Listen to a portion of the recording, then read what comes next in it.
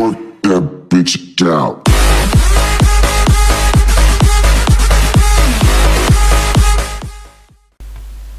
I pozdrav svima, dobrodošli u novi video na mom kanalu. U današnjoj epizodi ću da vam pokažem kako promijeniti ikonicu nekog foldera na vašem kompjuteru.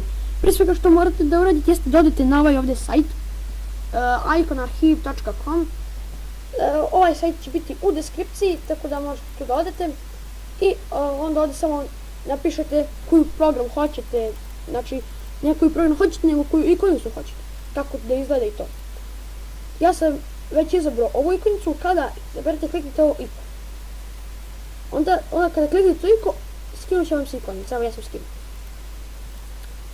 Onda imate tu vašu ikonicu.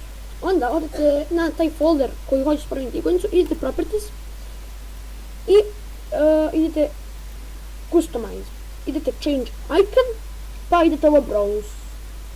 Onda morate ovu ikonicu, znači to da ubacite unutra.